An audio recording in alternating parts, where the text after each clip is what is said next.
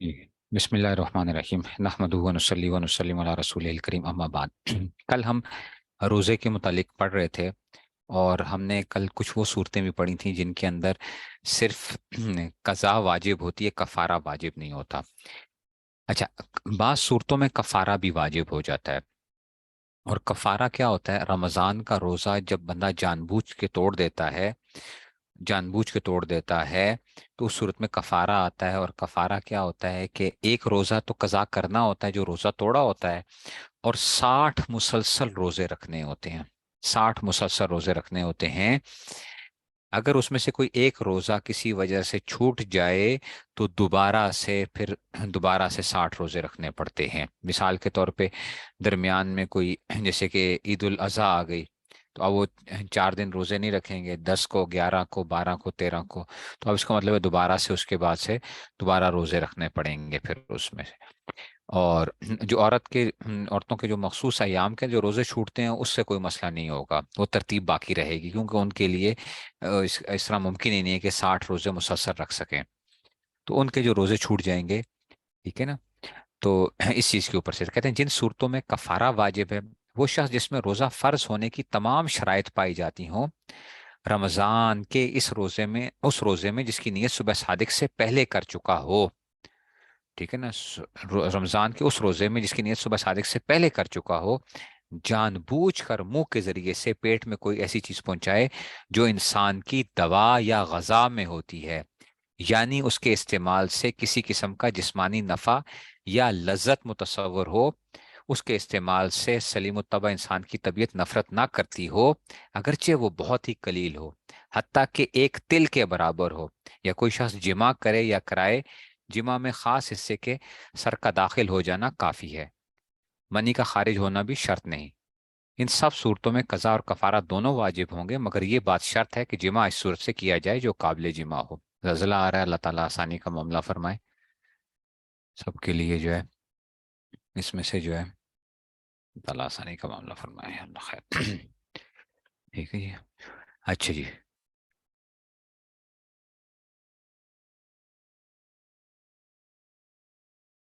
اللہ خیر، زلزلہ ہے ابھی، جو ہے اس میں سے تھوڑا سا ہم وہ کر لیتے ہیں، ذرا اس کو اسٹاپ پاس کرتے ہیں تاکہ آپ لوگ بھی اپنی جگہ جو ہے وہ منتقل کر لیں، ٹھیک ہے؟ زلزلہ ہے تو اس میں سے زلزلہ ہے بس اب، جی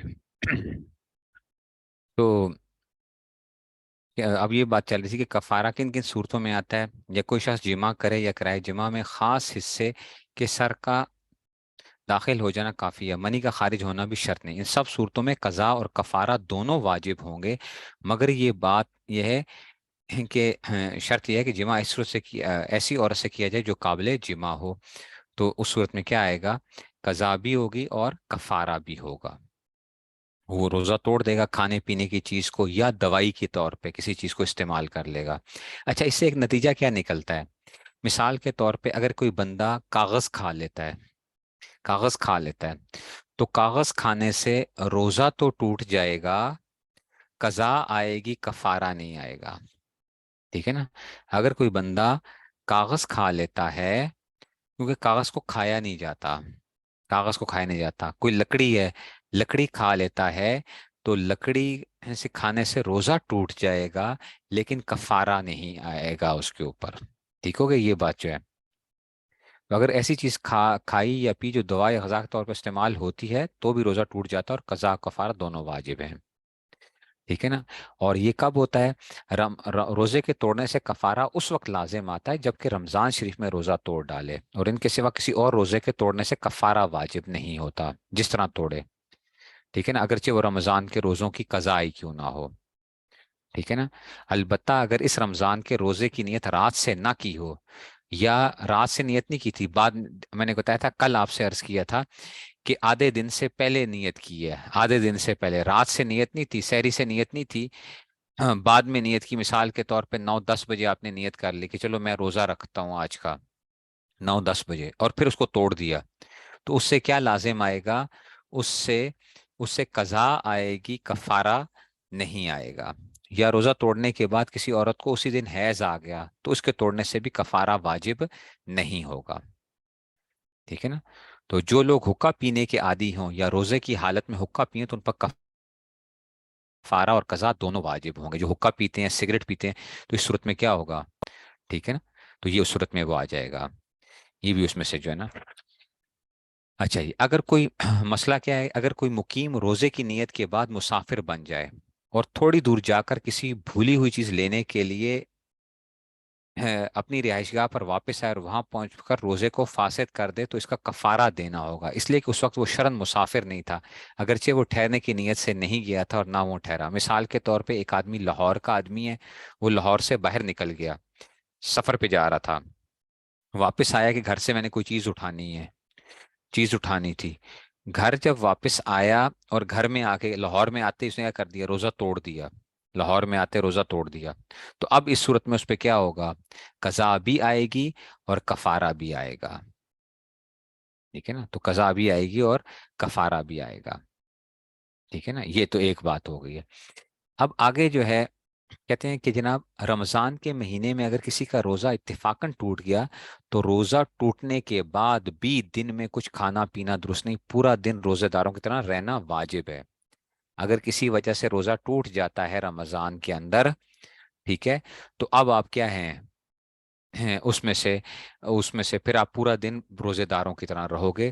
روزہ آپ نہیں توڑ سکتے، اس میں سے کھا پی نہیں سکتے. روزہ تو ٹوٹ گیا ہے لیکن کھا پی نہیں سکتے، گناہ ہوگا اس میں سے، کیونکہ روزے داروں کی طرح اس میں سے آپ کے لیے رہنا ضروری ہوتا ہے.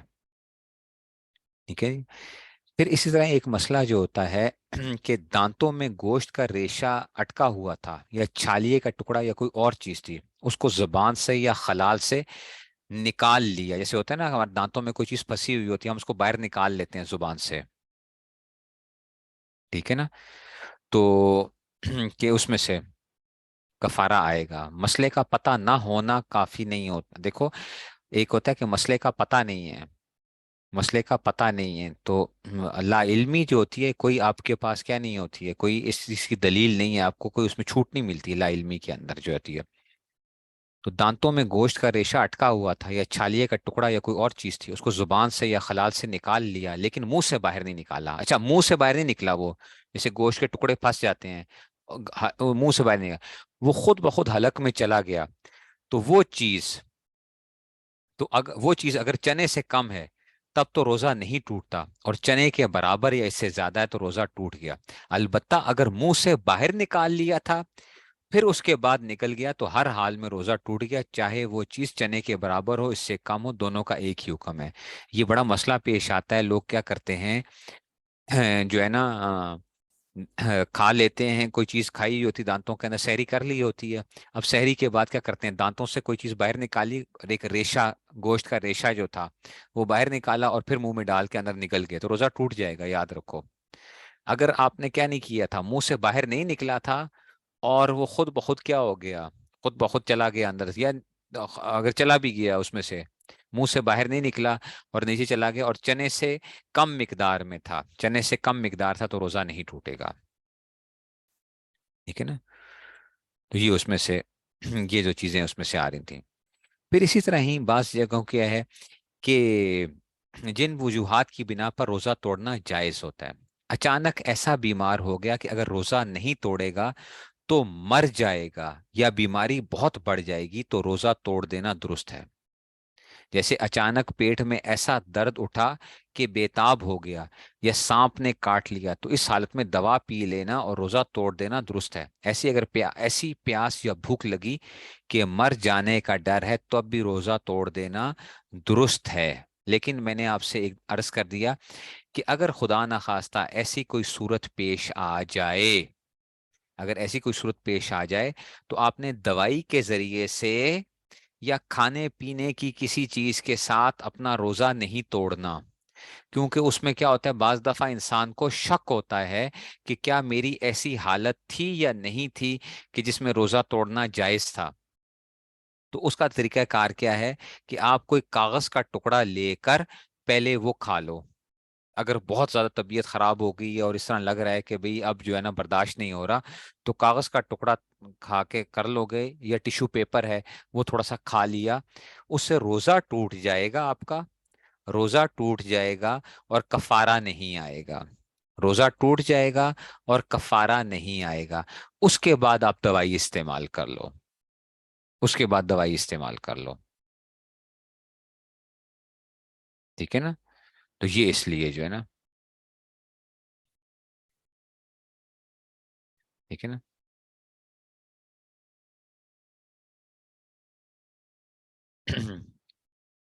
تو وہی اگر اس کی جان کو خطرہ ہوتا ہے تو پھر اس صورت میں کیا ہوگا؟ پھر تو میں نے بتایا نا کہ اگر ایسی صورت ہے کہ جس میں سے، تو پھر تو اس میں سے کیا نہیں ہوگا، پھر دوائی وغیرہ استعمال کر بھی لیتے ہیں اگر ڈاکٹر سمجھتا ہے کہ جی اس کو ضرورت ہے، تو اس صورت میں اس کے لیے جو ہے ٹھیک ہے، پھر روزہ توڑنا جائز ہو جائے گا پھر تو ویسے بھی۔ حاملہ عورت کو کوئی ایسی صورت پیش آ گئی جس سے اپنی جان کا یا بچے کی جان کا ڈر ہے، تو روزہ توڑ دینا درست ہے، ٹھیک ہے نا؟ تو اس میں سے بھی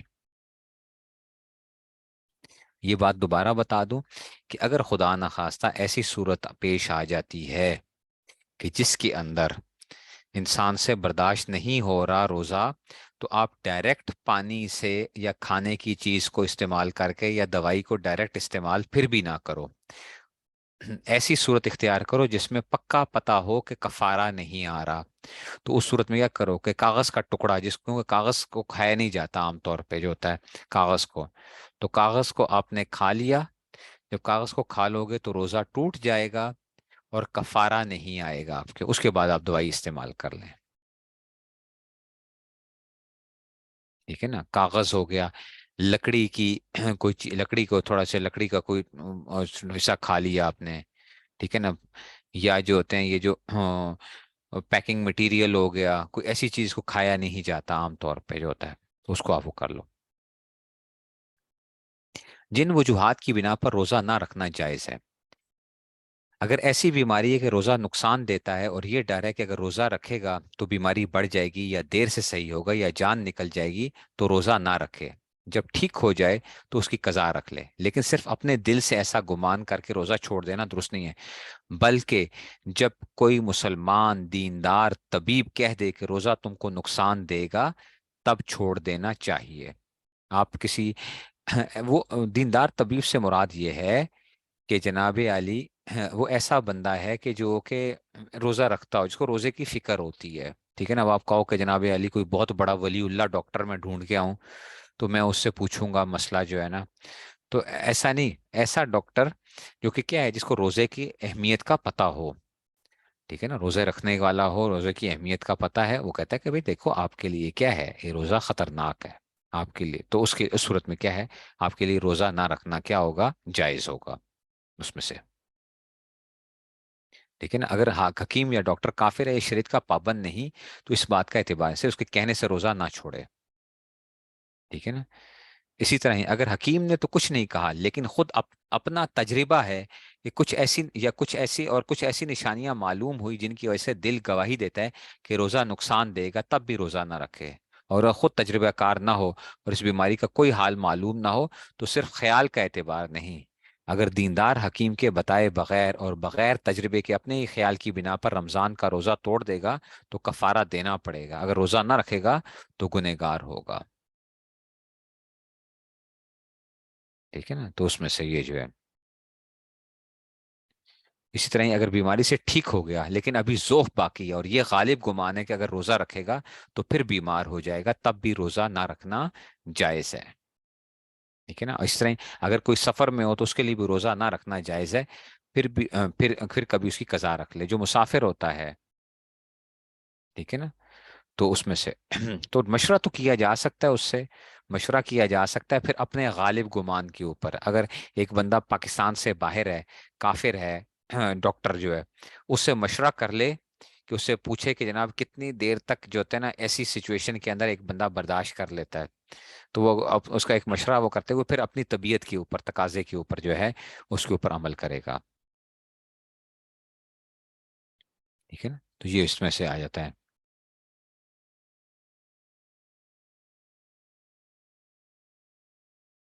تو یہ اس میں سے وہ آ جاتا ہے۔ اس طرح ہی مسئلہ آ گیا کہ حاملہ اور دودھ پلانے والی عورت کو اپنی یا اپنے بچے کی جان کا خطرہ ہو تو روزہ نہ رکھے، بعد میں قضا کر لے، لیکن اگر شوہر اتنا مالدار ہو کہ کسی دودھ پلانے والی عورت کا انتظام کر سکتا ہے تو ماں کے لیے روزہ چھوڑ دینا درست نہیں۔ البتہ اگر بچہ ماں کے علاوہ کسی اور کا دودھ نہ پیتا ہو تو ایسے وقت میں ماں کے لیے روزہ نہ رکھنا درست ہے۔ ایک حاملہ عورت ہے، اچھا اس میں بھی بہت سی خواتین کیا کرتی ہیں کہ بس حمل کے اندر ہوتی ہیں تو روزہ نہیں رکھتی ہیں، حالانکہ رکھ سکتی ہیں، صرف اور صرف اس بات کے اوپر کہ بھئی حمل ہے اس لیے روزہ نہ رکھو۔ بھئی یہ وہ نہیں ہے۔ یہ اگر آپ کو ڈاکٹر نے کہا ہوا ہے، کسی گائنیکالوجسٹ نے کہا ہوا ہے، وہ ایسی خاتون ہے جو دیندار خاتون ہے، جو روزے کی وہ ہے، وہ کہتی ہے کہ بھئی آپ کے لیے کیا ہے، آپ کی صحت اتنی وہ نہیں ہے، تو پھر اس صورت میں کیا ہوگا، نہ رکھو۔ لیکن اگر آپ کے اندر آپ کو خود بھی معلوم ہے کہ آپ رکھ سکتی ہیں تو روزہ رکھنا چاہیے۔ اتنی سی اس میں سے ہاں دودھ پلانے والی عورت کے لیے زیادہ مسئلہ بن جاتا ہے، دودھ پلانے والی جو خاتون ہوتی ہے، اس لیے کہ جب بچے کو جب دودھ پلایا جاتا ہے تو اس میں سے یہ ہوتا ہے کہ عورت کی ظاہری بات ہے کہ پیاس کو بہت زیادہ لگتی ہے، پیاس بہت لگتی ہے۔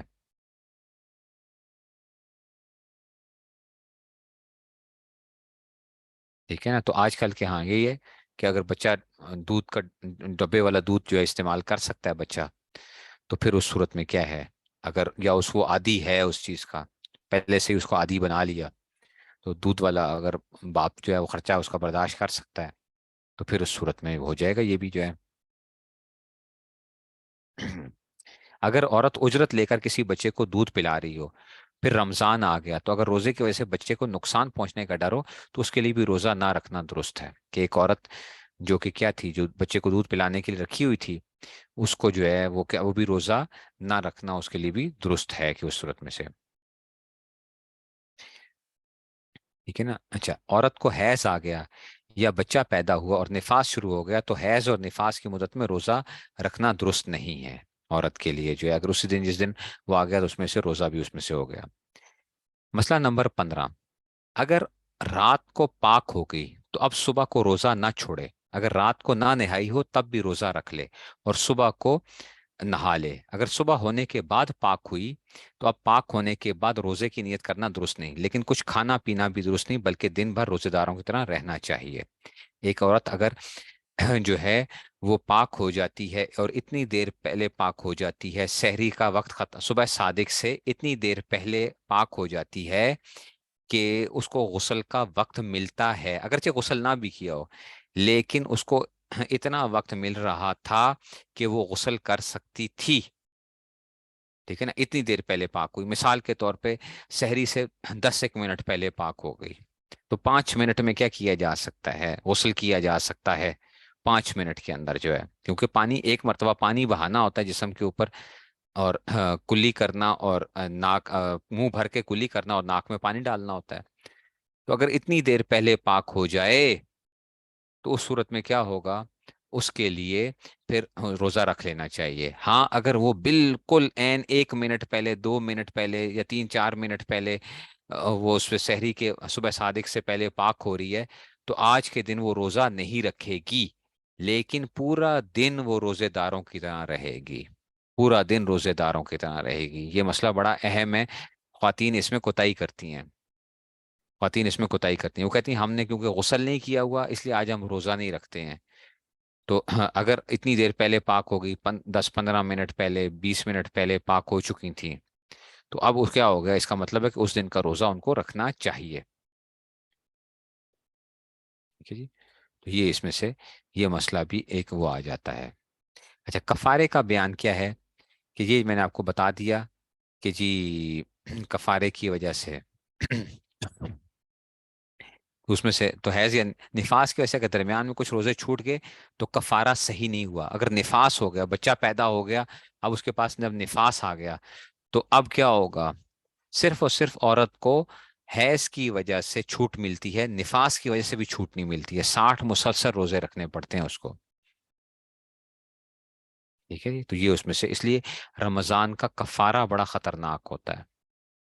تو اب کفارہ کیا ہوگا، تو اگر کسی کو روزہ رکھنے کی طاقت نہ ہو تو 60 مسکینوں کو صبح شام اچھی طرح پیٹ بھر کر کھانا کھلا دے۔ ایک آدمی اتنا بوڑھا ہو چکا ہے کہ اب وہ روزہ نہیں رکھ سکتا، 60 مسلسل روزے نہیں رکھ سکتا، تو اب وہ 60 مسکینوں کو صبح شام کا کھانا کھلائے گا، یا ان کو پیسے دے دے گا کہ صبح شام کے، جو ایک صدقہ فطر کے برابر ہوتے ہیں اس دفعہ اندازن. اور یہ ہر جگہ کا اپنا ایک اعتبار ہوتا ہے. اندازن جو ہے وہ لاہور کا جو ہے ایک وہ ہے جو 300 روپیہ، 300 روپیہ جو ہے تقریباً جو ہے وہ ایک روزے کا وہ آئے گا، 300 روپیہ.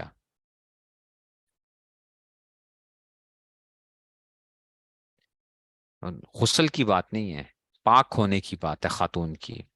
خاتون کے پاک ہونے کی بات ہے کہ کیا جو خون تھا وہ کیا صبح صادق سے پہلے بند ہو گیا تھا، اور اتنی دیر پہلے بند ہو گیا تھا جس میں وہ آسانی سے غسل کر سکتی تھی. میں نے آپ کو ایک اندازہ بتا دیا، 10 ایک منٹ آپ کہہ لو، 10 منٹ جو ہے جس کے اندر کیا ہو جاتا ہے، وہ اتنی دیر کے اندر کر سکتی ہے. ٹھیک ہے نا. اس میں ہمیشہ کی بیماری کا اعتبار ہوگا کہ ایک آدمی ہمیشہ بیمار ہو گیا تو اب وہ کیا کرے گا. اگر ایک آدمی بیمار ہے، اس کے ٹھیک ہونے کی امید ہے، تو وہ نہیں دے گا، مسکینوں کو کھانا نہیں کھلائے گا، وہ 60 روزے ہی مسلسل رکھے گا. اسی طرح ہی ان مسکینوں میں اگر بعض بالکل چھوٹے بچے ہوں تو ان کا کھلانا کافی نہیں ہے. ٹھیک ہے، ان بچوں کے بدلے اور مسکینوں کو پھر کھلا دے گا.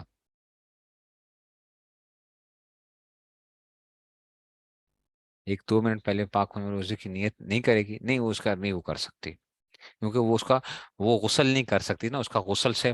ہاں اگر 10 دن اور 10 راتوں میں پاک ہوئی تھی، پورے 10 دن اور 10 راتیں گزر گئی تھی، ٹھیک ہے، 240 گھنٹے جو ہوتے ہیں، 240 گھنٹے، تو وہ ایسی عورت کیا کرے گی، ایسی عورت کیا کر لے، پھر وہ چاہے اگرچہ غسل کا وقت نہ بھی ملے وہ روزہ رکھے گی. بالکل. اور اگر 10 دن سے پہلے خون بند ہو رہا ہے تو اس صورت میں اتنا ٹائم کم از کم ہونا چاہیے جس میں وہ غسل کر سکے، تو پھر وہ روزے کی نیت کرے گی، وہ روزے کی نیت کرے گی. تو کر سکتی ہے روزہ، اگر رکھ لیا ہے پہلے اور بعد میں کر لیتی ہے تو ٹھیک ہے، وہ کر لے گی، وہ روزہ اس کا ہو جائے گا اگر غسل نہ بھی کیا ہو.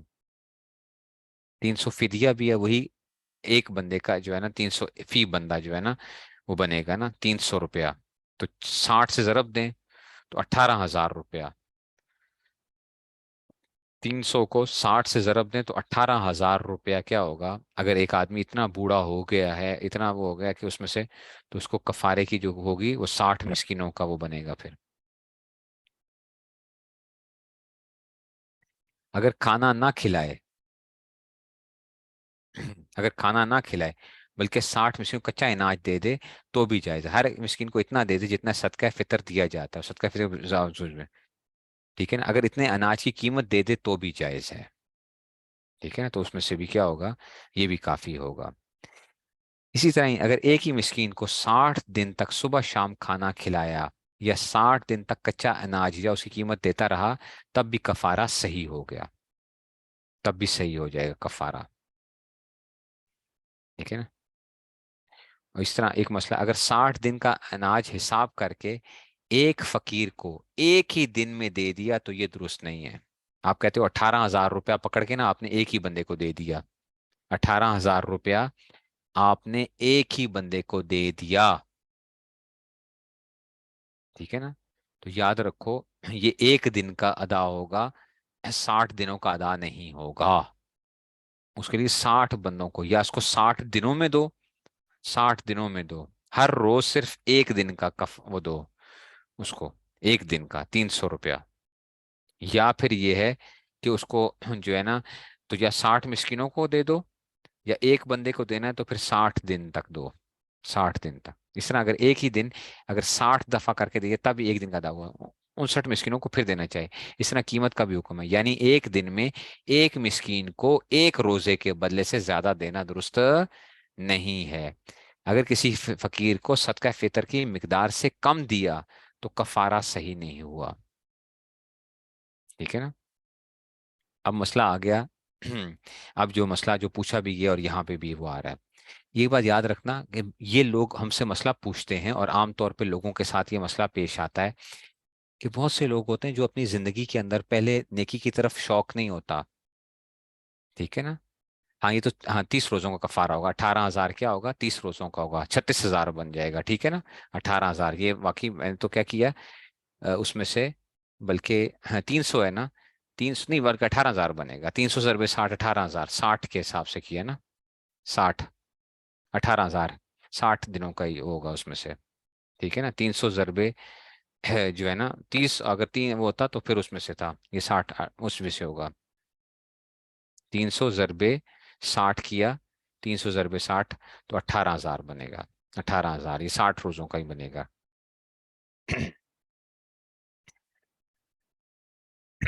अब मसला ये होता है कि जो मैं आपसे अर्ज कर रहा था कि बहुत से लोग होते हैं जिन्होंने बहुत से ऐसे रोजे तोड़े हुए होते हैं, बहुत से रोजे तोड़े हुए होते हैं। अब वो क्या करें भाई, एक साल रोजे तोड़े, फिर अगले साल रोजे तोड़े, फिर उससे अगले साल रोजे तोड़े, फिर उससे अगले साल रोजे तोड़े, सारी जिंदगी वो इस तरह रोजे तोड़ते रहे जानबूझ के। अब जब बुढ़ापा आया तो अब उनको फिक्र हुई कि भाई हमने बड़ी गलती की है इस तरह रोजे तोड़ के। मिसाल के तौर पर उन्होंने अगर 10 रमजान में ऐसा काम किया था, तो क्या वो 10 कफारे देंगे? तो ये बात याद रखना, अगर खाने पीने की वजह से, अगर खाने पीने के साथ तोड़े थे 10 रमजान के रोजे, मुख्तलिफ रोजे तोड़े थे, तो एक ही कफारा क्या हो जाएगा, काफी हो जाएगा। जिंदगी के अंदर एक ही कफारा 10 मुख्तलिफ रमजानों के रोजों के कफारे के तौर पे काफी हो जाएगा। ठीक हो क्या? ये क्या बन जाएगा, उसमें से जो था उसमें से आ जाएगा। ठीक है ना, कफारा जो है, तो एक ही कफारा काफी। लेकिन अगर जिमा करके रोजे तोड़े थे, जिमा करके रोजे तोड़े थे, अपनी बीवी के साथ मशगूल हुआ और रोजा तोड़ दिया था, तो अगर तो एक ही रमजान के रोजे थे, अगर तो एक ही रमजान के रोजे थे तो एक ही कफारा काफी होगा। लेकिन अगर मुख्तलिफ रमजान के रोजे होंगे तो फिर मुख्तलिफ कफारे आएंगे। जिमा की वजह से अगर रोजे तोड़े थे, तो अगर एक ही रमजान के रोजे थे तो एक ही कफारा काफी है। लेकिन अगर मुख्तलिफ रमजानों में ऐसा करता रहा, तो जितने रमजानों के अंदर ऐसे उसने रोजा तोड़ा होगा उतने उस पे कफारे आएंगे। हर रमजान के लिए यानी एक कफारा, हर रमजान के लिए एक ही कफारा।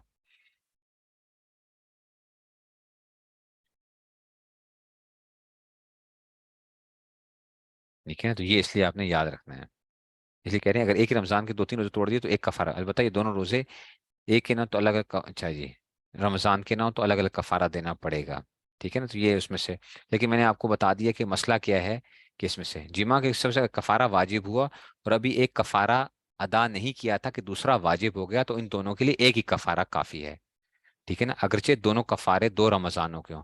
अलबत्ता जिमा के सबब से जितने रोजे फासिद हुए, अगर वो एक ही रमजान के रोजे हैं तो एक ही कफारा काफी है।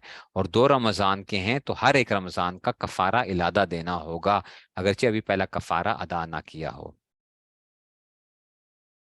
अगर एक ही रमजान के 2-3 रोजे तोड़ दिए तो एक कफारा वाजिब है। अलबत्ता ये दोनों रोजे एक रमजान के ना हो, ठीक है ना, एक रमजान के ना हो तो अलग अलग। और ये मैं बता दिया, ये जिमा के साथ है ताल्लुक इसका।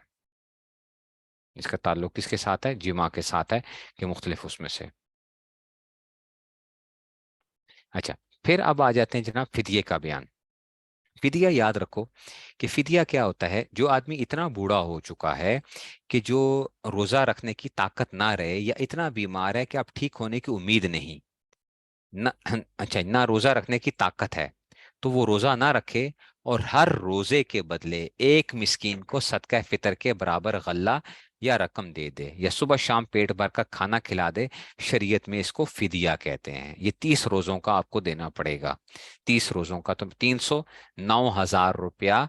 इस दफा मैंने आपको बता दिया कि ये लाहौर के अंदर जो हमने हिसाब लगाया है, हर बंदे का एतबार मुख्तलिफ होगा। जो अमेरिका में है वो अमेरिका के हिसाब से हिसाब लगाएगा। आसान तरीका क्या है कि 2 किलो आटे की कीमत मालूम कर लो, 2 किलो आटा कितने का मिल जाएगा।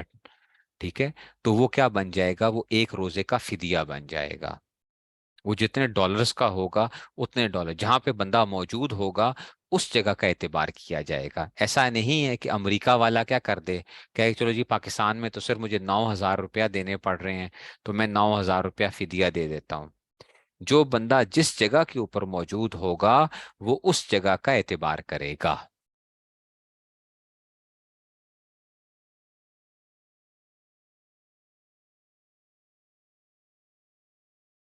ٹھیک ہے نا؟ تو اگر بیٹا دینا چاہتا ہے تو باپ سے پوچھ لے، ماں سے پوچھ لے، اور وہ کہتے ہیں ٹھیک ہے تو بس ٹھیک ہے پھر اس میں سے۔ اچھا لیکن یاد رکھو، فدیہ اگر تھوڑا تھوڑا کر کے کئی مسکینوں میں تقسیم کر دے تو بھی صحیح ہے۔ کفارے کے اندر کیا مسئلہ تھا؟ کفارے کے اندر تو یہ تھا کہ آپ کو کیا کرنا پڑنا تھا، آپ نے اگر وہ دینا تھا تو آپ نے ایک مسکین کو کم از کم ایک اس صدقہ فطر کے برابر دینا ہی دینا تھا۔ فدیے کا مسئلہ یہ ہے کہ اگر تھوڑا تھوڑا کر کے کئی مسکینوں کو بھی دے دے تو بھی صحیح ہو جائے گا۔ ٹھیک ہے نا؟ تو یہ اس صورت میں آ جائے گا۔ پھر اس طرح کہتے ہیں کسی کے ذمے کئی روزے قضا تھے۔ ایک منٹ ٹھہریے گا ذرا، ایک منٹ۔ تو اب یہ آ گیا، کسی کے ذمے کئی روزے قضا تھے اور مرتے وقت وصیت کر گیا کہ میرے روزوں کے بدلے فدیہ دے دینا، تو اس کے مال میں سے کفن دفن اور قرض ادا کر کے جتنا مال بچ جائے اس کی ایک تہائی میں سے اگر سب فدیہ نکل آئے تو وارث پر دینا واجب ہوگا، اور اگر سب فدیہ نہ نکلے تو جس قدر نکلے اتنا نکال دے۔ کہ اگر ایک آدمی کے ذمے وہ تھا، اس نے وصیت کر کے گیا تھا کہ دیکھو میرے اتنے روزے رہتے تھے، ان کا فدیہ ادا کر دینا، تو اب ہاں کفن دفن کریں گے، قرض ادا کریں گے، پھر اس کے بعد دیکھیں گے کتنا مال ہے، اس میں سے جو ون تھرڈ جو اگر وہ ہوتا ہوگا، ان ون تھرڈ میں سے جتنے روزوں کا فدیہ ادا ہو سکتا ہوگا اتنا ادا کر دیں گے ہم، جو ہے ون تھرڈ مال میں سے۔ ٹھیک ہے نا؟ اور اگر وصیت نہیں کی ہے تو اگر وارث نے اپنے مال میں سے فدیہ دے دیا تب بھی اللہ تعالیٰ سے امید رکھے کہ شاید قبول کر لے اور مواخذہ نہ کرے۔ ٹھیک ہے نا؟ تو یہ اس میں سے، اور بغیر وصیت کیے خود ہاں مردے کے مال میں سے فدیہ دینا جائز نہیں ہے، لیکن اگر مردے نے وصیت نہیں کی ہوئی تو اب آپ اس کے مال میں سے فدیہ نہیں دے سکتے ہیں۔ ٹھیک ہے نا؟ تو یہ اس صورت میں سے اس چیز کا ایک وہ ہوگا۔ ٹھیک ہے نا؟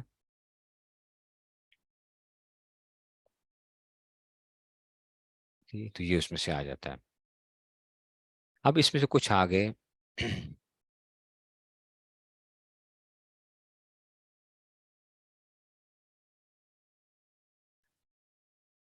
اب آگے جی نسوار کا حکم۔ روزے کی حالت میں نسوار کا استعمال جائز نہیں ہے۔ ٹھیک ہے نا؟ کفارے کا بنے گا تقریباً لاہور کے حساب سے میں بتا رہا ہوں 18,000 روپیہ، لاہور کے حساب سے کفارہ 60، اس کے حساب سے 300 روپیہ فی بندہ، اور فدیہ جو ہوگا وہ 9,000 روپیہ بنے گا 30 روزوں کے حساب سے، 9,000 فدیہ جو ہے۔ اور نماز کا فدیہ دن کی 6 نمازوں کا حساب لگایا جاتا ہے، 6 نمازیں جو ہیں، ایک وطر کی نماز زیادہ شمار کی جاتی ہے۔ فطرانہ بھی 300 روپیہ گندم کے حساب سے بنے گا، فطرانہ بھی بنے گا، یہ صدقہ فطر جس کو کہتے ہیں۔ روزے کی حالت میں نسوار کا استعمال جائز نہیں ہے کیونکہ غالب احتمال یہ ہے کچھ نہ کچھ ذرات حلق کے اندر ضرور جاتے ہیں، لہٰذا اس سے قطعاً احتراز ضروری ہے۔ اچھا بہت سے لوگ یہ سمجھتے ہیں، کہتے ہیں جی نسوار کے جو ہے نا ذرات نیچے نہیں جاتے ہیں، بہت احتمال ہے کہ اس میں جاتے ہیں، ٹھیک ہے، تو اس سے کیا ہو جائے گا، روزہ ٹوٹ جائے گا۔ گیس پمپ انہیلر کا حکم، انہیلر کی کل بھی ہم نے بات کی تھی۔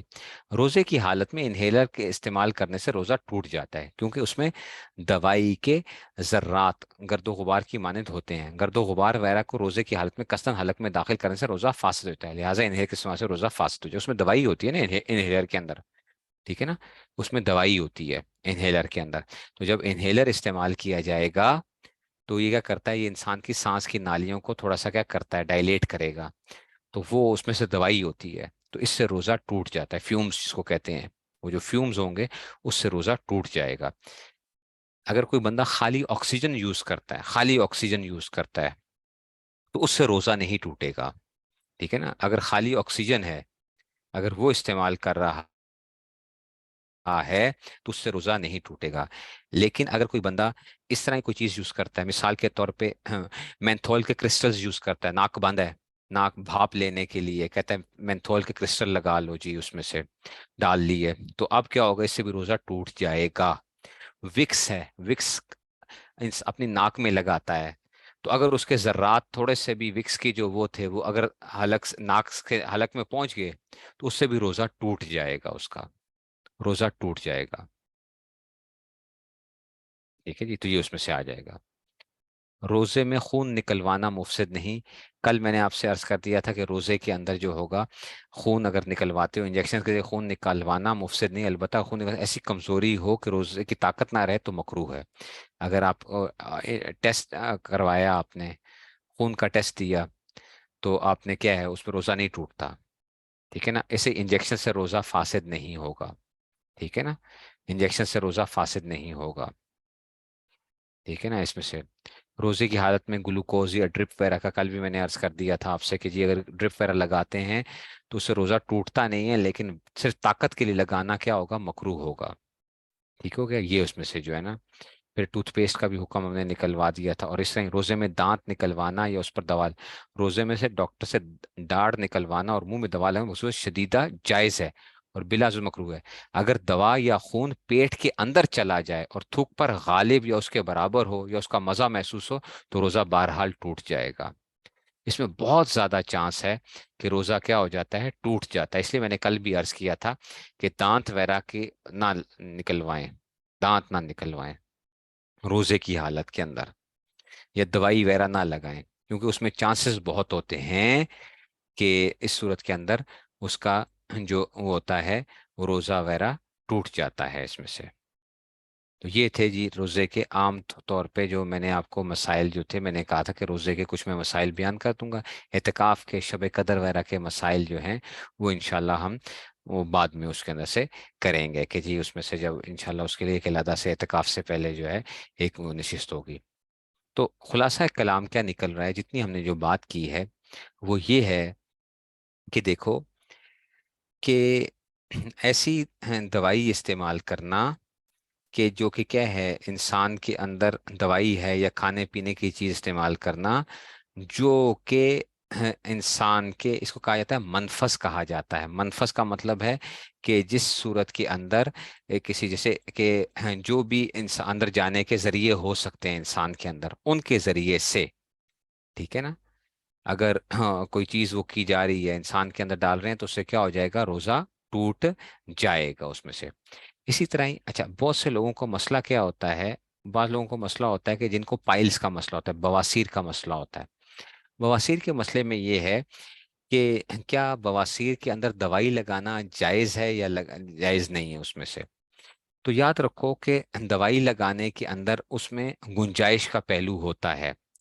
हाँ, अगर इस हद तक दवाई अंदर लगी कि जो कि हुकने का मकाम होता है, हुकने का मकाम जैसे एनीमा करते हैं, एनीमा जो किया जाता है, अगर उस मकाम तक वो दवाई का असर पहुंच जाएगा, तो तब रोजा टूट जाएगा, वरना रोजा नहीं टूटेगा। आमतौर पे जो पाइल्स के अंदर वो किया जाता है उस सूरत के अंदर। ठीक है ना, तो इससे क्या होगा, रोजा टूट जाएगा। कि अगर उससे एनीमा से ऊपर ऊपर अगर वो रहता है, ठीक है ना, तो इस सूरत में से भी क्या हो जाएगा, रोजा नहीं टूटेगा।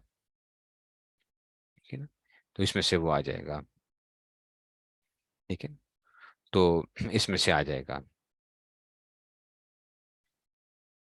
ठीक है ना, अच्छा जी, अब ये निकोटीन पैचेस जो होते हैं ना, ठीक है ना, ये तकरीबन एनीमा का मकाम जो होता है, आप यूं समझ लो कि तकरीबन 2 इंच, 2 इंच अगर अंदर इंसान पखाने के मकाम के अंदर 2 इंच, 2-2.5 इंच अगर अंदर दवाई लगाएगा, अगर अंदर करके, तो उस सूरत के अंदर क्या हो जाएगा, उससे उसका रोजा टूट जाएगा। तकरीबन 2 से 2.5 इंच के बराबर जो है ना, उसमें से, तो वो रोजा टूट जाता है।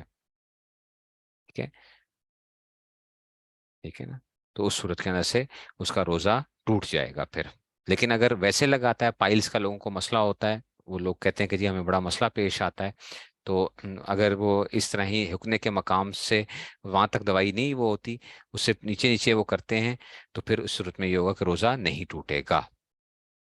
ठीक है, ऐसे ही अगर कोई जो है, कोई औरत किसी गायनाकोलॉजिस्ट के पास अपना मुआयना कराने जाती है, हामिला औरत है, वो मुआयना कराने जाती है, तो अगर खातून जो डॉक्टर है वो डायलेटर्स यूज करती है, तो उस पे बाज दफा वो लगाते हैं, ग्लिसरीन लगा हुआ होता है, ग्लिसरीन लगाते हैं।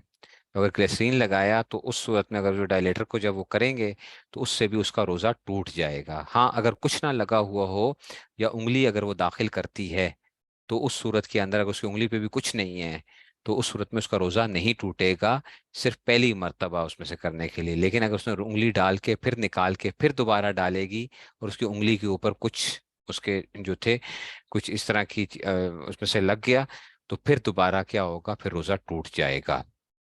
तो वो कुछ क्योंकि वो खास एक मसाइल होते हैं तो वो आप डॉक्टरों से भी पूछा जा मतलब आप मुफ्ती हजरात से पूछ सकते हैं कि जो खास खास जरूरतें थी। मैंने आपको वो बातें बता दी जो आमतौर पे हम आम लोगों को पेश आ रही होती हैं, आम लोगों को पेश आ रही होती हैं। बाकी ये जो निकोटीन पैचेस का मसला है कि निकोटीन पैचेस के अंदर से ये असल में मसाम के जरिए से चीज पहुंच रही होती है इसके अंदर। ठीक है ना, ब्लड स्ट्रीम के अंदर जो जा रहा होता है निकोटीन, सिगरेट छोड़ने के लिए बाज दफा निकोटीन पैचेस इस्तेमाल करते हैं लोग, जो है वो लगा लेते हैं। और वो क्या होता है कि वो मसाम के जरिए से जा रहे होते हैं। तो उसमें भी जो मसाम के जरिए से जो चीज जाएगी उसके अंदर से क्या नहीं होगा, रोजा नहीं टूटेगा, रोजा नहीं टूटेगा। क्योंकि ये मसाम के जरिए से वो जा रही है, उसके ब्लड स्ट्रीम के अंदर जो जा रही है। खातून अगर वो है, खातून के अंदर अगर इस तरह का मसला है कि अगर पानी अंदर चला जाता है, खातून अगर इस्तिंजा कर रही है और इसमें से अगर बहुत अंदर की तरफ चला जाता है पानी, तो उस सूरत में बाज दफ़ा ये होगा कि रोज़ा टूट जाता है और बाज सूरतों में नहीं भी टूटता। ठीक है, तो वो आप सूरतें इलादा से पूछ सकते हैं कि जी इसमें से ये उसमें से। तो इसलिए मैंने बाज कुछ मसाइल छोड़ दिए थे इसमें से, बाज मसाइल इसमें से छोड़ दिए थे, वो इसमें लिखे हुए हैं। वो लोग आप वैसे भी देख सकते हैं, अगर ना समझ आए तो फिर आप पूछ लीजिएगा उसमें से जो जो मसला जो है इसमें से। अब आपके क्वेश्चंस वगैरह क्योंकि टाइम असल में ये 3 दिन हमारा तीन दोनों चीज़ों को करना कवर करना बहुत मुश्किल है क्योंकि इसमें बहुत से मसाइल होते हैं। ठीक है ना, बहुत से मसाइल होते हैं, मसाइल इसके अंदर बहुत ज़्यादा हैं। ठीक है ना, तो उसमें से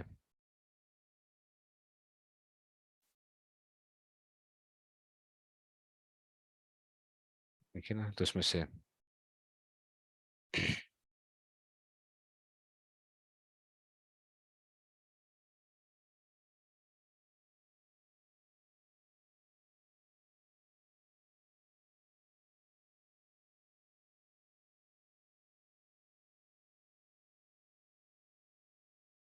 लिखोगे जी उसमें से।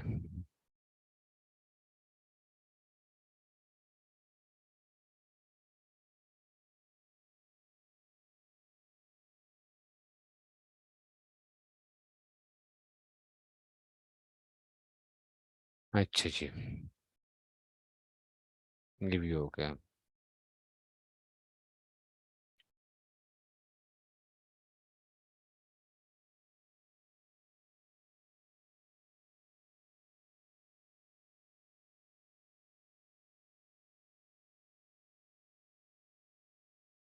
जी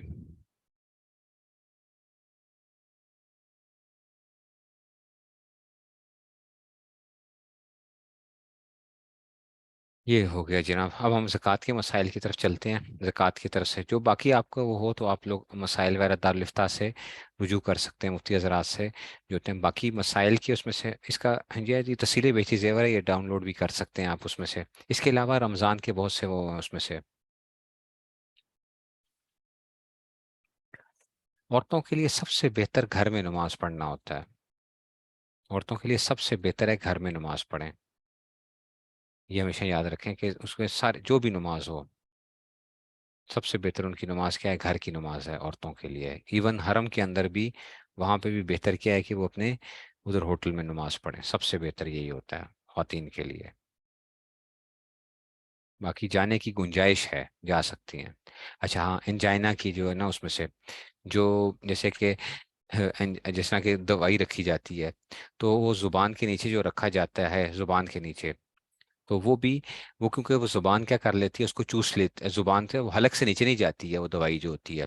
अगर तो हलक से नीचे जाने का उसके कुछ जर्रात वगैरह ऐसे हैं जो हलक से नीचे जा रहे हैं तो फिर उस सूरत में क्या हो जाएगा, रोजा टूट जाएगा।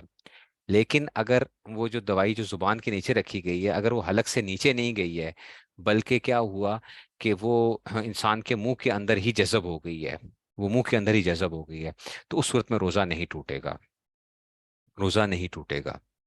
لیکن اگر کیا ہو گیا، وہ اس سے نیچے جا رہی ہے، حلق سے نیچے جا رہی ہے، تو پھر روزہ ٹوٹ جائے گا، ٹھیک ہو گیا؟ تو اس لیے یہ جو ہے، اگر خدا نخواستہ کسی کے ساتھ ایسا مسئلہ پیش آ جاتا ہے، تو اس کے لیے وہاں پہ اس صورت میں گنجائش کا پہلو موجود ہوگا اس میں سے، ٹھیک ہے نا؟ تو یہ انجائنا کے مریض کا جو ہے اس میں سے، ٹھیک ہے نا؟ اور اس کے اندر سے جو آپ لوگوں کے سے ڈاکٹرز ہیں اگر، تو ہمارے ایک مفتی صاحب تھے، ڈاکٹر مفتی عبد الواحد صاحب رحمۃ اللہ علیہ، ڈاکٹر مفتی عبد الواحد صاحب، تو وہ پاکستان کے بڑے مفتیوں میں سے تھے، ڈاکٹر مفتی عبد الواحد صاحب رحمۃ اللہ علیہ۔ وہ میڈیکل ڈاکٹر بھی تھے، MBBS بھی کیا ہوا تھا انہوں نے، کنگ ایڈورڈس میڈیکل کالج سے ڈاکٹر بنے تھے، اور عالم بھی تھے، مفتی بھی تھے، ٹھیک ہے نا؟ ان کی ایک کتاب ہے جس کا نام ہے مریض و معالج کے اسلامی احکام، مریض و معالج کے اسلامی احکام، ڈاکٹر مفتی عبد الواحد صاحب کی کتاب۔ یہ بڑے گمنام شخصیت تھے، بڑے گمنام شخصیت تھے، لیکن بہت بڑے مفتی تھے اور مضبوط مفتی تھے یہ ڈاکٹر مفتی عبد الواحد صاحب۔ تو ان کی کتاب مریض و معالج کے اسلامی احکام، ٹھیک ہے نا؟ انہوں نے ایک کتاب بھی وہ کی ہوئی ہے جس کا نام ہے مسائل بہتی زیور، مسائل بہتی زیور کے نام سے۔ تو اس طرح ہی مریض و معالج کے اسلامی احکام جو ہیں، اس کے اندر بھی حضرت نے تمام اس روزوں کے احکام کا بھی میڈیکل کے حوالے سے بھی ان چیزوں کو وہ کیا کرتے ہیں، بیان کرتے ہیں کہ بھئی کس کس صورت کے اندر سے کیا کیا وہ صورت ہوگی اس میں۔ تو وہ کتاب جو ہے اس کو دیکھ لیں۔ بعض جگہ کے اوپر حضرت کا جو ہوتا ہے مسئلہ، تھوڑا سا ہمیں تھوڑا سا اس سے وہ ہوتا ہے کہ ہماری رائے اور ان کی رائے کے اندر تھوڑا سا فرق آتا ہے بعض جگہوں کے اوپر، لیکن ٹھیک ہے نا؟ اور یہ ہے کہ ان کی ماشاءاللہ وہ بڑے تگڑے مفتی تھے، اور اس میں سے تو وہ کتاب آپ دیکھ سکتے ہیں، اس کے اندر جو ہے نا، تو مریض و معالج کے اسلامی احکام کے نام سے جو ہے نا، ٹھیک ہے نا؟ ٹھیک ہے نا؟ اس لیے حضرت نے بھی یہ مسئلہ لکھا ہوا، جو انجائنا کا جو مسئلہ ہے نا، اس میں حضرت نے یہ لکھا ہے کہ جناب انجائنا کے جو انجائنا پیکٹورس کے مریض اگر روزے کی حالت میں، ٹھیک ہے نا، یعنی گولی زبان کے نیچے رکھ لیں، اور اس کا خیال رکھیں کہ لعاب حلق کے نیچے اترنے نہ پائے، تو منہ کی اندرونی تہہ سے اس کے جذب ہونے سے روزہ نہیں ٹوٹے گا، اور اگر لعاب یعنی تھوک جو تھا حلق میں چلا گیا تو روزہ ٹوٹ جائے گا، لہٰذا احتیاط بہتر ہے، ٹھیک ہے نا؟ تو یہ اس میں حضرت نے انجائنا کا، ڈاکٹر مفتی عبد الواحد صاحب، اور ان کی کتاب ہے مریض و معالج کے اسلامی احکام، مریض و معالج کے اسلامی احکام۔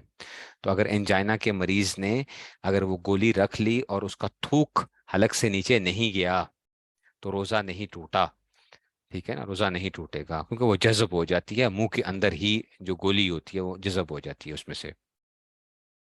PDF نہیں ملے گی، مشکل ہے اس کی PDF نہیں ملے گی اس کی، اس میں سے کیا پتا ہو، شاید یہاں پہ ڈرائیو میں کہہ رہے ہیں یہ، شاید کیا پتا کسی جگہ کے اوپر، تو مریض و معالج کے اسلامی احکام، ٹھیک ہو گیا جناب علی؟ یہ تو تھا ہمارا اس میں سے۔ اب ہم آتے ہیں جی زکوٰۃ کے متعلق۔ اب میں آپ کو زکوٰۃ کے متعلق پہلے ایک سمپل سی باتیں بتاتا ہوں، تاکہ اس سے آپ کو کچھ نہ کچھ وہ ہو جائے گا، پھر ہم اس کو کل پھر ہم پورا اس کو لے کر چلیں گے۔ دیکھو بھائی، زکوٰۃ جو آتی ہے وہ بنیادی طور پہ آتی کس کو ہے؟ اس کو آپ نے ذرا غور سے سننا ہے، میں ایک خلاصہ آپ کے سامنے رکھوں گا، اور اس خلاصے سے آپ کے سامنے بڑی چیزیں حل ہو جائیں گی انشاءاللہ زکوٰۃ کے متعلق جو ہے۔ زکوٰۃ جس بندے کے اوپر واجب ہوتی ہے، فرض ہوتی ہے، وہ اس نے چار چیزوں کو دیکھنا ہوتا ہے، چار چیزیں۔ وہ چار چیزیں کیا ہوتی ہیں، پھر اس کی آگے مختلف آگے قسمیں بنتی ہیں ان چار میں سے، لیکن میں بڑی بڑی چار چیزوں کے نام لوں گا، اور اسی سے آپ سارا کا سارا وہ کر لیں گے۔ سونا، یہ کیا ہے؟ اس کو کہتے ہیں کہ اس پہ زکوٰۃ آتی ہے۔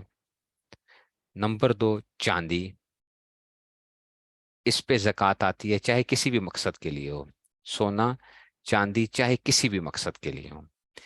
تیسری بات، نقدی، کیش جس کو آپ کہتے ہو، نقدی کیش، کسی بھی اس میں سے آ جائیں، کسی بھی فارم کے اندر وہ کیا ہوا ہو۔ اور نمبر فور ہوتا ہے مال تجارت۔ جب آپ نے اپنی زکوٰۃ کیلکولیٹ کرنی ہوتی ہے، تو آپ کے سامنے یہ بڑی 4 چیزیں ہوتی ہیں، آپ نے ان کے اوپر زکوٰۃ نکالنی ہوتی ہے۔ زکوٰۃ آتی کیسے ہے، کیا ہوتا ہے؟ لیکن پہلے میں آپ کو یہ چیز سمجھاؤں گا کہ سونا، چاندی، نقدی اور مال تجارت۔ اب سونا جو ہے، سونا جو ہو سکتا ہے سکوں کی شکل میں ہو سکتا ہے سونا اینٹوں کی شکل کے اندر ہو، جیسے کہ لوگ وہ بسکٹس جو ہوتے ہیں، بسکٹ سونے کی وہ کر لیتے ہیں، ٹھیک ہے نا۔ سونا زیور کی شکل میں ہو سکتا ہے، ٹھیک ہے نا۔ پہلے زمانے میں وہ درم اور دینار کی شکل میں ہوتا تھا، درم اور دینار سکے جو ہوتے تھے، ٹھیک ہے نا۔ دینار کی شکل میں ہوتا تھا، درم جو تھا وہ چاندی کا سکہ ہوتا تھا، دینار سونے کا سکہ ہوتا تھا، ٹھیک ہے نا۔ دینار سونا، تو وہ دینار جو تھا وہ سونے کا سکہ ہوتا تھا، اور درم جو تھا وہ چاندی کا سکہ ہوتا تھا۔ تو چاہے بسکٹ کی شکل میں ہے، چاہے زیور کی شکل میں، کسی بھی فارم کے اندر ہے، تو سونا جو ہے یہ کیا ہوتا ہے، اس کے اوپر زکوٰۃ آتی ہے۔ کتنے پہ آتی ہے وہ نصاب میں بعد میں بتاؤں گا آپ کو۔ اچھا، اسی طرح ہی چاندی، چاندی چاہے کسی بھی فارم کے اندر ہو، چاہے وہ درہم کی فارم کے اندر ہو، چاہے وہ زیور کی فارم کے اندر ہو، چاہے وہ چاندی کا بسکٹ ہو، چاندی کی اینٹ بنی ہوئی ہو، ٹھیک ہے نا۔ چاندی کی آپ نے کوئی چیز وہ بنا کے اس کو برتن، چاندی کا ایک پورا برتن بنا لیا، ایسی سونے کا برتن آپ نے بنا لیا، کوئی ایسی چیز وہ کر لی جو سونے کا برتن ہے، ٹھیک ہے نا۔ تو آپ نے کوئی چیز سونے کا بوٹ بنا لیا، ایسے ہوتا ہے نا وہ گولڈن بوٹ فٹ بالرز کو ملتا ہے، فٹ بالرز کو جو ہوتا ہے وہ گولڈن بوٹ دیا جاتا ہے کہ جناب علی، جس میں سے تو ایسے ہی چاندی کا بھی اگر کوئی اس طرح کا وہ کر لیا جائے، تو چاندی بھی کسی بھی فارم کے اندر ہے تو یہ بھی کیا ہوتی ہے، اس کے اوپر بھی کیا آتی ہے، زکوٰۃ آتی ہے۔ اب آتے ہیں ہم نقدی کے اندر، کہ نقدی کیا چیز ہوتی ہے۔ نقدی بیسیکلی کیش کو کہتے ہیں، جو چیز آپ کے پاس کیش کی فارم کے اندر پڑی ہوئی ہے وہ کیا ہے، اس پہ زکوٰۃ آیا کرے گی۔ اب آپ کہہ سکتے ہیں کہ جی کیش کرنسیز مختلف ہو سکتی ہیں، ڈالرز ہو سکتے ہیں، پاؤنڈز ہو سکتے ہیں، پاکستانی روپیز ہو سکتے ہیں، ٹھیک ہے نا۔ ایسے ہی کیا ہو سکتا ہے، ریال ہو سکتا ہے، ٹھیک ہے نا۔ یہ ایک تو یہ چیز ہو گئی جو کیش کی اس میں سے آ جاتا ہے، کیش کی فارم کے اندر آ گیا، ٹھیک ہے نا۔ اچھا جی، اب یہ کیش کی وہ آ گئی۔ پھر اسی طرح ہی اگر آپ نے کسی کو قرضہ دیا ہوا ہے، آپ نے کسی کو قرضہ دیا ہوا ہے، تو وہ بھی بیسیکلی کیا تھا، وہ کیش تھا نا، جو آپ نے کسی کو دیا ہوا ہے، جس نے آپ کو واپس کرنا ہے، جہاں سے آپ کو امید ہے کہ واپس مل جائے گا۔ تو بیسیکلی اس کا مالک کون ہے، وہ آپ ہیں، وہ بھی کیا ہے، نقدی ہے، ٹھیک ہے نا۔ تو قرضہ جو آپ نے کسی کو دیا ہوا ہے وہ بھی آپ کی کیا ہے، اس کے اوپر بھی کیا ہے، زکوٰۃ آئے گی۔ اسی طرح ہی آپ نے کیا کیا ہوا ہے، نقدی کے اندر آپ نے کوئی کمیٹی ڈالی ہوئی ہے، ابھی آپ کو کمیٹی ملی نہیں ہے، کمیٹی ڈالی ہوئی ہے آپ نے، آپ 10-12 کمیٹیاں جمع کرا چکے ہیں، ٹھیک ہے۔ تو کمیٹی بھی بیسیکلی کیا ہوتا ہے، قرض ہوتا ہے جو آپ لوگوں کو دے رہے ہوتے ہیں، اور جس کو ملتی ہے وہ اس کو مختلف لوگوں کے پیسے اس پہ قرض چڑھ جاتا ہے، جو کمیٹی لے لیتا ہے، جو کمیٹی لے لیتا ہے اس پہ مختلف لوگوں کا قرض چڑھ جاتا ہے۔ تو یہ جو جس آپ نے اگر 5-6 کمیٹیاں جمع کرائی ہوئی ہیں، 7 جمع کرائی ہوئی ہیں، تو وہ بھی کیا ہے، آپ کی نقدی کی شکل ہے اس میں سے۔ اسی طرح ہی اگر آپ نے بانڈز خریدے ہوئے ہیں، جو آپ نے بانڈز خریدے ہوئے ہوتے ہیں، بانڈز کیا چیز ہوتی ہے، بانڈز بیسیکلی یہ ہوتا ہے کہ حکومت کو جب، جیسے ہمارے پاکستان کے اندر بیسیکلی کیا ہے کہ جب حکومت کو قرضہ چاہیے ہوتا ہے، ٹھیک ہے نا، ایک ہوتے ہیں انٹرنل ڈیٹس ہوتے ہیں، ایک ہوتے ہیں ایکسٹرنل ڈیٹس ہوتے ہیں۔ انٹرنل ڈیٹ کا مطلب ہوتا ہے کہ اندرونی قرضے جو حکومت اپنی عوام سے لیتی ہے، ٹھیک ہے نا۔ تو وہ کیا کرتی ہے، مثال کے طور پہ آپ نے 40,000 کا بانڈ خرید لیا، تو آپ نے کیا کیا، حکومت کو گویا 40,000 روپیہ قرضہ دیا ہے، 40,000 کا بانڈ خریدا۔ تو وہ جو بانڈ ہوگا وہ بھی کیا ہوگا، وہ بھی بیسیکلی کیا ہے، وہ آپ کی نقدی ہے، جب آپ چاہیں اس کو کنورٹ کر سکتے ہیں، ٹھیک ہے نا۔ تو وہ بھی کیا ہو گیا، نقدی کی شکل میں آ گیا اس میں سے۔ ایسے ہی اگر آپ نے کسی کو کوئی چیز بیچی ہے، کوئی چیز بیچی ہے آپ نے، ٹھیک ہے نا، مال تجارت تھا، وہ آپ نے کسی کو بیچ دیا، ابھی اس نے آپ کے پیسے دینے ہیں، ٹھیک ہے نا، ابھی اس نے پیسے دیے نہیں ہیں، دینے والا ہے، وہ کہتا ہے ابھی میں آپ کو دے دوں گا، لیکن اس کے اوپر وہ کیا آ گئے ہیں، لازم ہو گئے ہیں، 1 لاکھ روپیہ اس کے اوپر لازم ہو گیا، 2 لاکھ لازم ہو گئے، 5 لاکھ لازم ہو گئے، تو وہ بھی بیسیکلی آپ کا کیا ہے، وہ بھی آپ کی نقدی ہی ہے۔ बात समझ रहे हैं कि ये क्या होती हैं, कि ये आम तौर पे इसकी हमारे पास मुख्तलिफ ये फॉर्म्स होती हैं नकदी के अंदर जो है। इसको हम पूरा मैं डिटेल के साथ आपको बताऊंगा, क्योंकि लोग जो होते हैं ना उसमें थोड़ी सी गड़बड़ करते हैं, जब ज़कात निकाल रहे होते हैं तो उसकी कैलकुलेशंस में गड़बड़ होती हैं। ये तो थी तीसरी चीज आ गई है। नंबर 4 आ गया माले तिजारत। माले तिजारत किसको कहते हैं? कि अगर आप कोई बिजनेस करते हैं, मिसाल के तौर आपको कोई दुकान है, तो जो चीजें आपने बेचने के लिए रखी हुई हैं अपनी दुकान के अंदर, तो उस पे भी क्या आती है, ज़कात आती है।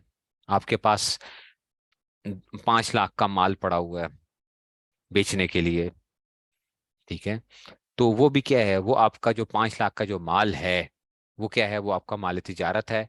उस पे भी आपने क्या करनी है, ज़कात निकालनी है।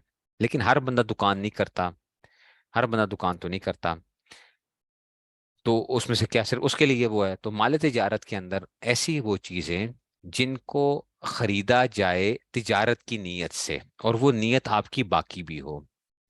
आप क्या करते हो, खरीदते हो तिजारत की नीयत से, और आपकी नीयत अभी बाकी है कि मैं उसको क्या करूंगा, कि इसको आगे मैं सेल आउट करूंगा। जिससे मैं सिंपल सी एक मिसाल देता हूँ। हमारे यहाँ बहुत से लोग प्लॉट्स खरीदते हैं, जमीनें खरीदते हैं। जमीन खरीदते हैं इस नीयत से कि इसको मैं आगे सेल आउट कर दूंगा। तो ये क्या बन गया, ये माल तिजारत बन गया। तो उसकी जो मार्केट वैल्यू होगी वो क्या होगी, वो आपका एसेट बन जाएगी, आप उसके मालिक होंगे। ठीक है ना, वो मैं बताऊंगा, ये सारी चीजें मैं बताऊंगा आपको। अभी तो मैं आपको सिर्फ सिंपल सी एक, पहले हम ये तय कर रहे हैं कि भाई ज़कात आती किन चीजों के ऊपर है। पहले तो हम ये तय कर रहे हैं कि ज़कात आती किस चीज के ऊपर है। ठीक है ना, और वो होती क्या है। ऐसे ही अगर आपका शोरूम है, आपने गाड़ी गाड़ी रखी हुई है शोरूम के अंदर, तो अब जो उनकी क्या होगी, जो उसकी मार्केट प्राइस होगी गाड़ियों की, उस पे क्या आएगी, ज़कात आएगी। या आपने, आपका शोरूम नहीं है, आपने गाड़ी खरीदी है, आपने कहा मैं इस गाड़ी को क्या करूंगा, सेल आउट करूंगा, सेल आउट करूंगा। तो ये क्या होगी, ये माल तिजारत है आपका। आपने दुकान खरीदी है और कहा कि इसको मैं सेल आउट करूंगा, किराए पे नहीं, सेल आउट करूंगा। आपने घर खरीदा है और आपने कहा कि इसको मैं क्या करूंगा, सेल आउट करूंगा। तो ये आपका क्या कहलाएगा, माल तिजारत कहलाएगा। ठीक हो गया। अच्छा, ये तो चलें, ये तो सिंपल सी बात हो गई। ऐसे ही आपने जो शेयर्स खरीदे हुए होते हैं, कंपनीज के मुख्तलिफ शेयर्स खरीदते हैं आप, शेयर्स खरीदते हैं, लोग खरीदते हैं शेयर्स वगैरह के अंदर जो होते हैं, वो भी बेसिकली क्या हो जाते हैं, वो भी आपके माल तिजारत वो बन जाते हैं। शेयर्स का मसला थोड़ा सा पेचीदा हो जाता है, कि शेयर्स के अंदर से, उसमें से क्योंकि आप डिविडेंड्स के लिए ले रहे हो, या आप क्या करने जा रहे हो, कैपिटल गेन के लिए जा रहे हो। डिविडेंड्स का मतलब ये होता है कि आप उसमें से क्या करना चाहते हो, मुनाफा लेना चाहते हो साल भर, जो उसके बाद जो मुनाफा दिया जाता है ना, कंपनीज अपने वो करती हैं एनुअल, जब वो करते हैं उसमें से जो एनुअल रिपोर्ट आती है, फिर उसमें से वो निकालते हैं अपने, उसमें से शेयर्स के अंदर से, तो वो जो निकाला जाता है तो वो डिविडेंड्स होते हैं। तो अब उस सूरत में क्या होगा, तो ये थोड़ी सी लंबी बात है उसमें।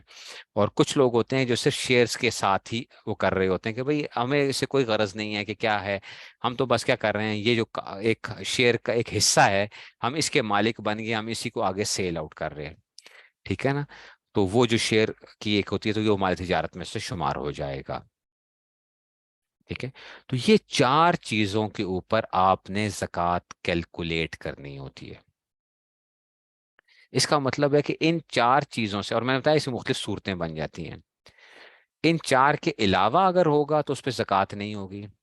मिसाल के तौर पे आपके पास ना 2 घर हैं, 2 घर हैं, एक घर आप रहते हैं, एक घर किराए पे दिया हुआ है, तो उस घर की वैल्यू के ऊपर ज़कात नहीं आएगी। जो किराया आपके पास बचा हुआ होगा, जो किराया आपके पास बचा हुआ होगा, ठीक है ना, जब आप ज़कात की कैलकुलेशन के लिए कोई आप डेट जो मैं आपको बताऊंगा कैसे फिक्स की जाती है, तो वो जो जाहिर बात है वो किराया क्या होगा, नकदी बन जाएगा जो किराया होगा। तो उसमें से जो बचा हुआ होगा, जो इस्तेमाल नहीं हुआ हुआ, उसमें से वो आपकी वर्थ के अंदर इजाफा कर देगा। लेकिन घर हो सकता है कि 10 करोड़ का घर हो, उस पर ज़कात नहीं आएगी। आपने मर्सिडीज गाड़ी रखी हुई है, मर्सिडीज गाड़ी रखी हुई है, आप इस्तेमाल करते हैं, कभी इस्तेमाल नहीं भी करते, या वैसे ही घर में रखी हुई है, आपको शौक है, ठीक है ना, आपने मर्सिडीज रखी हुई है, या आपका वैसे ही गैरेज है जिसमें आपने 50 गाड़ियां रखी हुई हैं, जैसे लोगों को शौक होता है, बड़ी बड़ी गाड़ियां, करोड़ों की गाड़ियां होती हैं, लेकिन लेम्बोर्गिनी जो है इस तरह, और आपने जो है ना 10-10 करोड़ की, 15-15 करोड़ की गाड़ी रखी हुई है, अपने शौक की खातिर रखी हुई है, तो क्या आप उस पर जक़ात निकालेंगे? उस पर आप जक़ात नहीं निकालेंगे। ठीक है ना। फिर हाँ, अगर तिजारत की नीयत से रखा हुआ है तो फिर जक़ात निकालेंगे।